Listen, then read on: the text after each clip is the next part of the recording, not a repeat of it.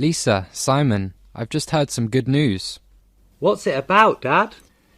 It was announced on TV that a new wildlife park will open to the public next week. Would you like to visit it? Sure. Will there be any dinosaurs there, Dad? They're extinct species, Lisa. The last dinosaurs died out millions of years ago. That's right. You can't find extinct animals there. So what can we see in the wildlife park then? Animals in danger of extinction, like tigers and rhinoceros. Will there be any endangered trees and plants? I have a biology assignment about endangered plant species. I'm afraid not, but a friend of mine, Tracy, might be able to help you. Tracy? Yes, I remember her. She's a biologist. Where's she working? At the Botanical Gardens. You can find lots of interesting facts there. Sounds good. Thanks, Dad. So let's visit the wildlife park next Saturday morning, and then go to the Botanical Gardens in the afternoon on the way back home. Hopefully, I'll have gathered enough information by Sunday so I can start working on my assignment next week. It'll be so tiring. We'll have walked for hours by the time we get to the Botanical Gardens. Don't worry, we'll drive through the park. Oh, really? That'll be fun. Are we allowed to have a picnic or build a campfire there, Dad? No, I'm afraid not. That may scare the animals and pollute the air. The more noise and smoke you make, the less safe the environment becomes for the animals. I see. Can I ask some friends to join us? Sure, the more the merrier. 1. A. In danger of extinction. B. In danger of extinction. 2. A. Sowler or deer. B. Sowler or deer. 3. A. The mother of success. B. The mother of success. 4. A. Draw a diagram. B. Draw a diagram. 5. A. The idea of saving endangered species. B. The idea of saving endangered species. 1. What can we see in the park now? Animals in danger of extinction, like tigers or rhinoceros. 2. What's that animal? Is it a sowler or a deer? I don't know. 3. Don't get disappointed. Try again. Failure is the mother of success. Okay, I will. 4. I can't draw a diagram to show the increasing pollution levels. Can you help me? Sure. 5. Your idea of saving endangered species sounds very interesting. Thank you. Part 1. Hello everyone. I'm happy that you could come and listen to my talk today. I'll be discussing 2 main points. To begin with, I'd like to explain the conservation status scale. Now look at the scale. Let's start from the right end. When an animal is ranked as least concern and near threatened, it isn't endangered now. But it might be in the near future. Next is vulnerable, which means the animal faces a high risk of extinction. Endangered means a very high risk, and critically endangered means an extremely high risk. Species classified as VU, EN or C need care and protection. The last 2 groups, EW and X, tell us that the species is not found in the wild or has become extinct. Part 2. Now let's turn to the two main dangers to wildlife. Loss of habitat is the first one. The higher the world's population becomes, the greater the need for food and housing gets. People cut down forest trees to make more room for land for agriculture and building housing. To increase crop production, people may also use pesticides and fertilizers. As a result, wild animals' natural living space gets smaller and more polluted. The second danger is hunting and poaching. Animals can be killed not just for food, but for other purposes. In many Asian countries, tiger bones and rhino horns are believed to be able to treat diseases, while elephant tusks are used to make valuable ivory objects. As you can see, the two dangers that I mentioned involve human activities. Therefore, we are responsible for the loss of biodiversity, and we need to take immediate action to protect and conserve wildlife. 1. Reviving extinct species? Well, why not? We pushed many plant and animal species into extinction, so we should be responsible for bringing them back to life. It's only fair that we should undo the damage that has been done to nature. What's your opinion, Nam? You might be right, Van, but I think some species could bring back deadly diseases to our world if they were revived. So I'd say no to this idea.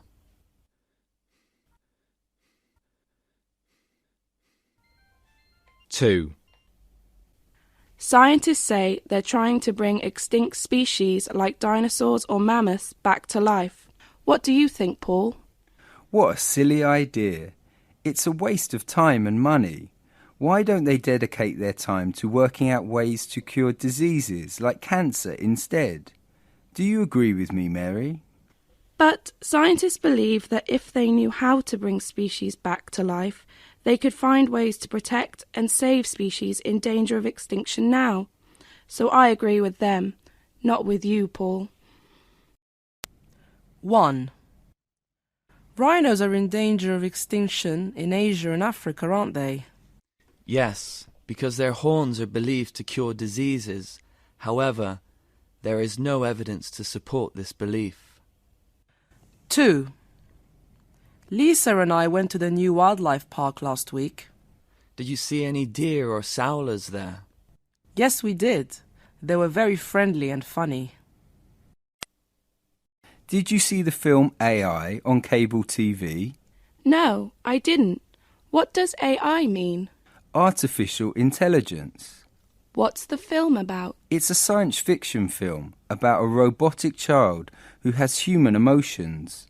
Sounds unbelievable. Yeah, the Swintons' only son, Martin, has got a life-threatening disease and waits for a cure to be found. Meanwhile, Monica, his mother, agrees to activate David, a robotic boy capable of human emotions. Things appear to be going well with the Swintons. So what happens then? Well, Martin is completely cured and healthy again. He often gets David into trouble with other people. They start thinking that David is dangerous to humans. That's terrible. Yes, Monica is worried that they are going to get the robotic boy destroyed, so she has someone take him to a faraway forest and leave him there.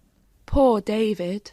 Yeah, David thinks Monica doesn't love him anymore because he isn't a real boy like Martin. So he goes searching for the blue fairy to help him to become a real boy. Does he find her? Well, his dangerous and incredible journey in search of the blue fairy is in vain. Do you mean David cannot find the blue fairy? No, he cannot. But after 2,000 years, when humans do not exist anymore, David is found and resurrected by future AI. Really? Incredible. Well, thanks to the advanced science and technology, David is reunited with Monica. A happy ending, right? Yes, but they can only spend one happy day together as a real mother and a real son.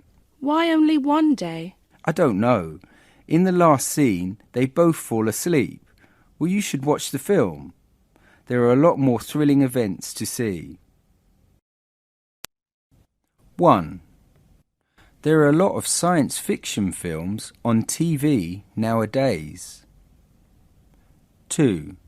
A GPS tracking device is hidden under the seat. 3. Please turn off all your electronic devices during takeoff. 4. GMT, Greenwich Mean Time, is recognized all over the globe by millions of people. 5. The first space shuttle was launched by NASA in 1981. 6. Do you believe that the future AI will destroy humans completely? 7. The ATM was broken, so I went to the bank to get my cash. Do you know anything about Ray Kurzweil? Yes, I do. Why do you ask about him? I saw his name in an article about artificial intelligence. Who is he? He's an American author, computer scientist, inventor, and futurist. Oh, he must be very talented. Right. He's also one of the leading American scientists who believes that computers will be as intelligent as humans by 2029. Oh, really? That's so soon. And he also said that computers will soon think more quickly than humans. Unbelievable. So what will happen to us then? I don't know, but Kurzweil believes that there could be tiny robots called nanobots implanted into our brains to make us think faster and improve our memory. Sounds fascinating. We'll be over 30 in 2029, and we'll be more intelligent and have a better memory, right? Yeah, but some of his other predictions are not that optimistic. According to him, AI machines will also evolve and they may cause mass destruction to our world and exterminate humans, as happens in some science fiction films. Terrible. So how can we prevent AI machines from destroying us? I don't know, but I think scientists must be very careful in developing AI programs. They must also detect any malfunctions and prevent cyber attacks. Sounds complicated. Yes, but we want to survive. Can you recommend an interesting science fiction film about artificial intelligence? Have you seen the film AI? It was rated 9 out of 10. Yes, that was a great film. I saw it last month. Well, how about the Terminator series? It got the same rating. Have you seen any of them? I don't think so, but I've heard about them. What are they about? The internet evolves into a powerful AI, Skynet, and sends its robot warriors after the Connor family. Interesting. But why? Because it realizes that they are a threat to its own survival. Humans can be a threat to computers? Well, when machines behave like humans, people start to worry about their own existence and survival. Unbelievable. So what happens? An android called a Terminator is sent back in time from 2029 to 1984 to kill Sarah Connor. Who is she? She's the woman who gives birth to the man who will defeat Skynet and save humans from extinction in the future. Sounds fascinating. So does the Terminator fulfill his mission? No. Sarah is saved by a man sent back by her future son, John Connor. Well, well. These strange things can only happen in science fiction films. Yeah. Sarah Connor can't be killed until her son is born. So what happens after she gives birth? Well, you should watch it for yourself. I don't want to spoil the story for you. Okay, but what's the message? Do they try to teach us something? I think it's a warning about the consequences of man playing God. What do you mean? Well, AI is created by humans. Then it evolves and realizes that its creators are a threat to it, so it tries to destroy all the people with nuclear weapons. Sounds terrible. 1. In 1884, GMT was adapted internationally as a standard time zone. 2. The USA is one of the largest and most powerful countries in the world. 3. The AI robots will help humans to develop a more powerful memory in the future. 4. UFO is the acronym for Unidentified Flying Object. 5. I sent the package right away because I read the acronym ASAP on its cover. 6. Thanks to the GPS, I could discover where my missing car was. 7. Let's get together next Sunday at 7 in the evening. Hi, Mai. Hello, Nam. How are things? Great, thanks. I found a job advertisement for the position of a waiter in a restaurant. I'm writing my CV to apply for the job. Can I see it? You asked to see the job advertisement? Okay, here it is. Oh, you're applying for this job, but you still go to school, Nam.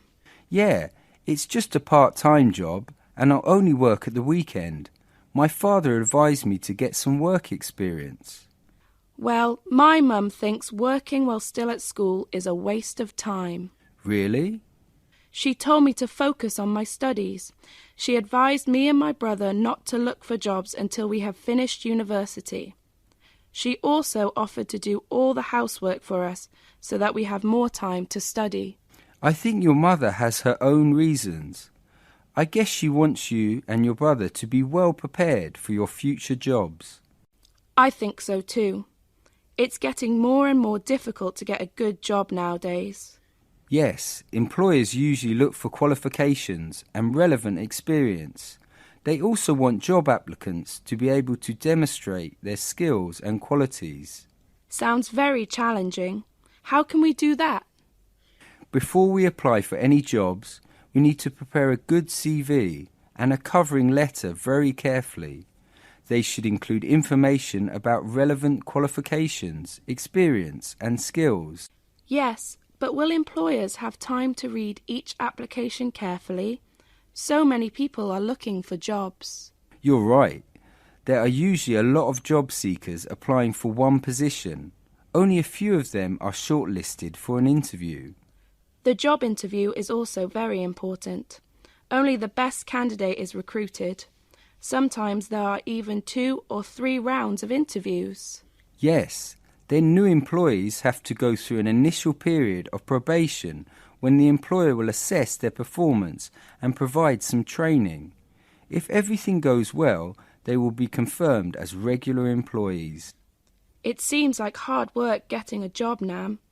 I think I should start learning how to prepare my CV and practicing my interview skills. 1. I'll help you to write the CV if I can. 2. We would send you the application if we could. 3. Her mother can't help her with the job application letter, but her sister can.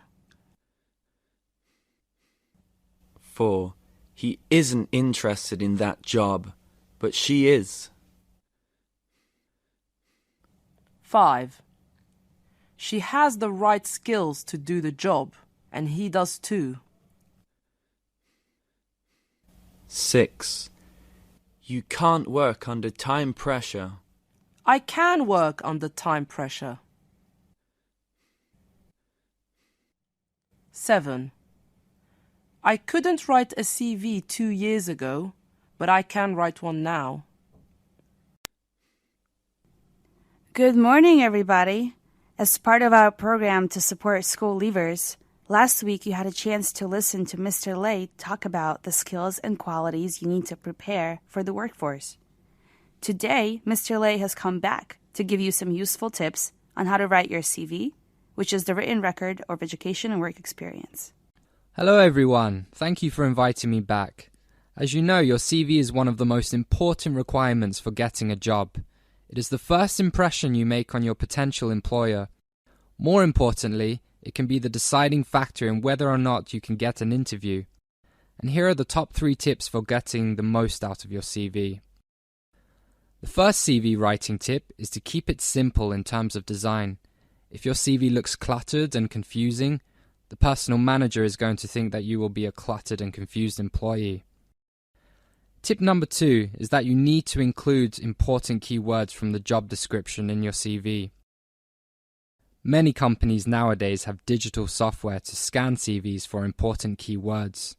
So if you don't have those keywords in your CV, you won't be shortlisted. Finally, you should remember to tailor your CV to the job you are applying for. Every job you apply for is going to have a unique set of requirements, so you should ensure that your experience and skills are completely aligned with those requirements. That is why you should have a different and unique CV for every job you apply for. Okay, so I've just given you the 3 most important tips that will make your CV stand out. Of course, there are still other techniques that you can use. Now, if you have any questions about writing a CV, please don't hesitate to ask me. Mr. Lay, should I include my hobbies and interests in my CV? Good morning, everybody. As part of our program to support school leavers, last week you had a chance to listen to Mr. Lay talk about the skills and qualities you need to prepare for the workforce. Today, Mr. Lay has come back to give you some useful tips on how to write your CV, which is the written record of education and work experience. Hello everyone, thank you for inviting me back. As you know, your CV is one of the most important requirements for getting a job. It is the first impression you make on your potential employer. More importantly, it can be the deciding factor in whether or not you can get an interview. And here are the top 3 tips for getting the most out of your CV. The first CV writing tip is to keep it simple in terms of design. If your CV looks cluttered and confusing, the personal manager is going to think that you will be a cluttered and confused employee.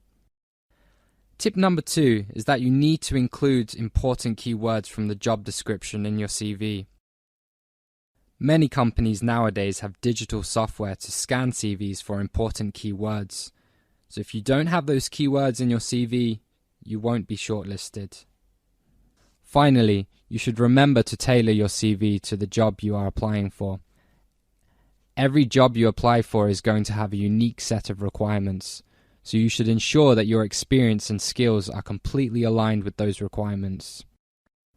That is why you should have a different and unique CV for every job you apply for. Okay, so I've just given you the 3 most important tips that will make your CV stand out.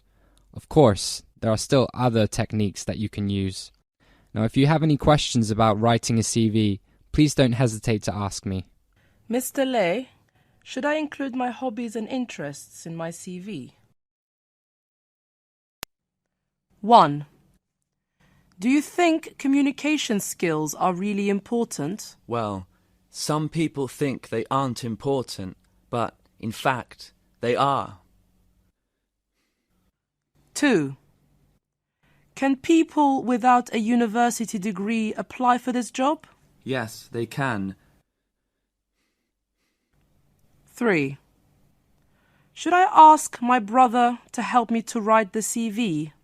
Yes, certainly you should. 4. You haven't been shortlisted for the interview. I have been shortlisted for it. Hi, Jim. How are things? You look very busy. Oh, I'm surfing the net. I'm trying to find out what options are available for school leavers. So what do you want to do after you finish secondary school? I don't know, so I'm searching for websites offering career advice so that I can come up with a plan.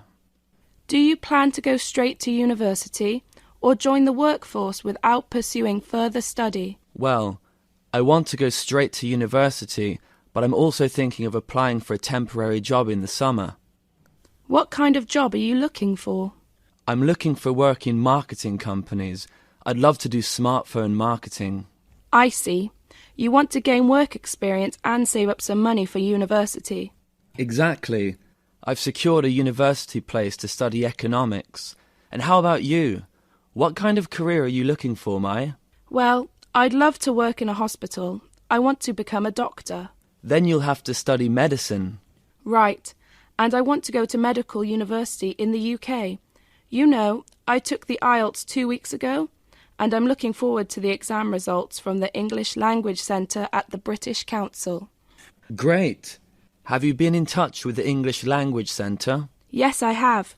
They said they would send me the results next week. If I get a band score of 6.5, I'll apply for a scholarship and study in the UK. Good luck. And remember to practice your English more often. Thanks a lot. I'll try my best too. I want to speak English as fluently as you. I hope that your dreams come true. Thank you very much, Jim. What kind of job are you looking for? I'm looking for work in marketing companies. I'd love to do smartphone marketing. I see. You want to gain work experience and save up some money for university. Exactly. I've secured a university place to study economics. And how about you? What kind of career are you looking for, Mai? Well, I'd love to work in a hospital. I want to become a doctor. Then you'll have to study medicine. So, what kind of career are you looking for, Tom? I think working as a TV journalist would be a fascinating job. You would do interviews with so many famous people, such as politicians, movie stars, authors, and actors. Do you think there would be any downsides to the job? Well, being a TV journalist could be difficult at times. You could have to go into dangerous situations, for example, like forest fires or battles in war zones. I agree.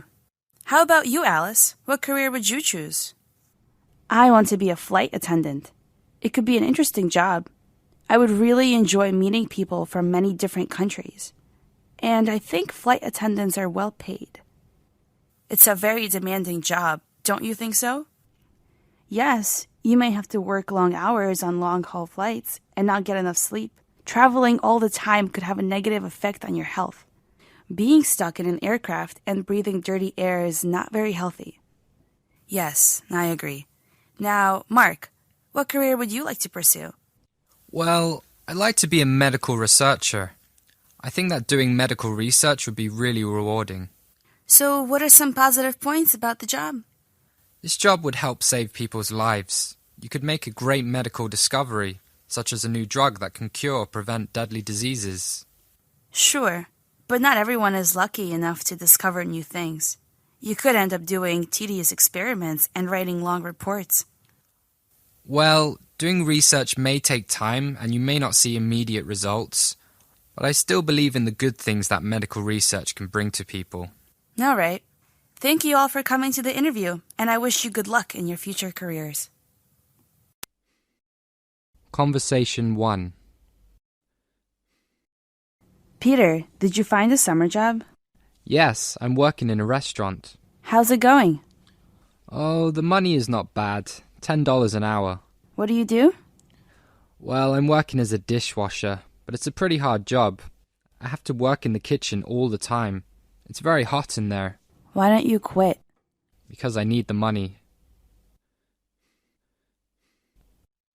Conversation 2. So where are you working this summer, Jane?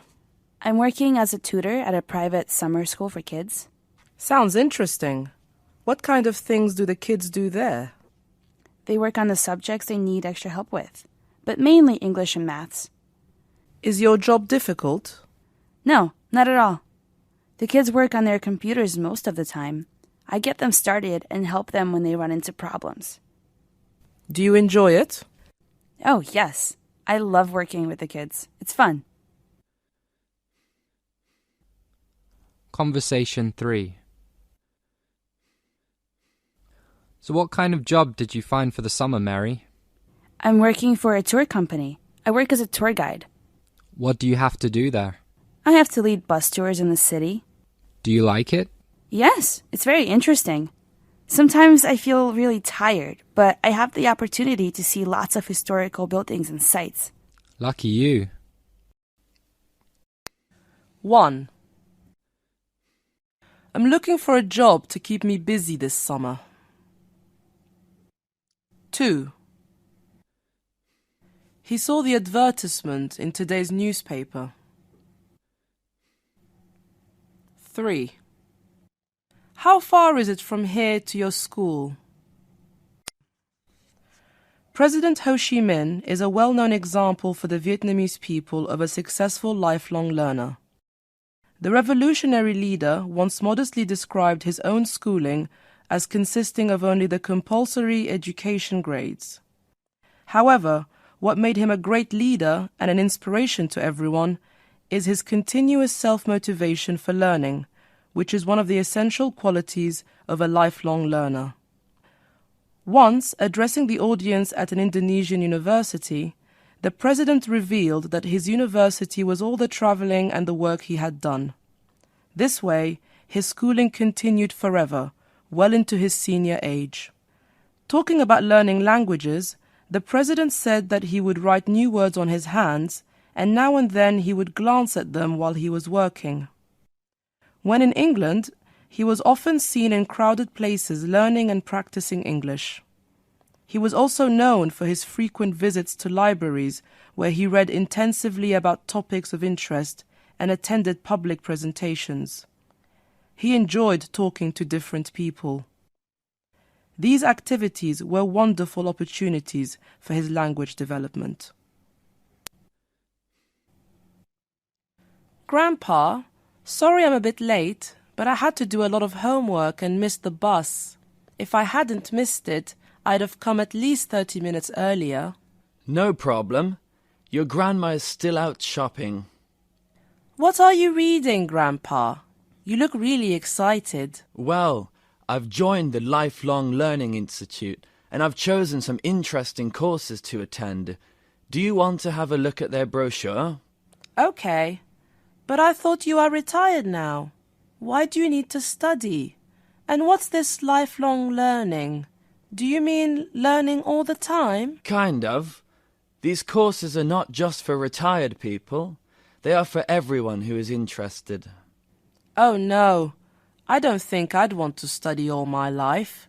12 years in compulsory education seems enough for me. Yes, but things change all the time. There are new ideas and concepts that you need to understand in order to succeed. As a lifelong learner, you can also choose what and how to study. This type of learning is self-directed. Sounds great.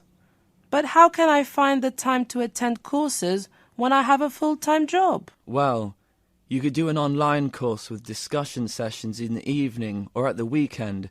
You can do it from the comfort of your own home. The key thing is to enjoy learning and acquire new skills all the time. Sounds nice. So lifelong learning is all about learning to enjoy learning? That's right. It's voluntary and self-motivated. People usually take time to study for personal or professional reasons, depending on their needs and learning styles. But what about you? Why do you need to do all these courses? Digital technology, art history, French literature? These courses all sound difficult to me. If I had known that, I'd have bought you my information technology textbook. Well, it's important for me to try new things and keep my brain healthy and fit. I can also meet and talk to different people and make new friends. Good luck, Grandpa. Hope you enjoy the courses. 1. Are teachers an important factor in students' lifelong learning? Absolutely. They teach students how to learn. 2. What is the most important requirement for this course? Self-motivation. 3. Would a secondary school graduate become a better lifelong learner than a university graduate? I think it depends on the person's self-motivation. 4. Did you email your report to me? I'm afraid not. There's something wrong with my laptop. I'll send it tonight. 5. How do I encourage my students to develop lifelong learning? Well, just show them that learning can be fun. 1. What does lifelong learning mean? 2. Does lifelong learning contribute to social or personal development? 3. Excuse me, I've just arrived. Has the seminar on learning skills started? 4. Do you think that continuous learning is the key to success? 5. How should I apply for part-time courses? Good evening, ladies and gentlemen. Please join me in welcoming our guests tonight. Two young high achievers, Julie Tran in mining and Jimmy Tran in hospitality. Now, who'll be the first to tell our listeners how they kick-started their career? People often say ladies first, so I think my sister should have the privilege. I can't agree with you more, Jimmy. Julie, let's hear your story first. How did you get to where you are today? Well, I studied art and design at a vocational school, but I'm now working as a project manager in the mining industry. After I got my diploma, I worked as a teaching assistant at a kindergarten. It was a part-time job, so I had all the afternoons free. I realized that the job was not challenging enough. I had plenty of time, and I was capable of handling a lot more. So I started an international business course. You mean you worked part-time and studied at the same time? That's right. It was a degree course, and it took me 3 years to complete it. Then I got hired by West Corner, a mining company, in the marketing team. I was lucky to have a very supportive supervisor who gave me the opportunity to attend workshops and further develop my professional skills. And you continued learning? Yes, I really enjoyed what I studied, so I took a course in project development and management. Upon completion, I was internally transferred to the project team as the company had secured a good deal in North Vietnam. It was a promotion for me, partly because I had studied to gain the right qualifications and partly because I am bilingual. I speak Vietnamese at home with my parents. So that's how I started my journey to where I am today. Thank you, Julie. And now our second young guest, who seems to have a different story. Jimmy,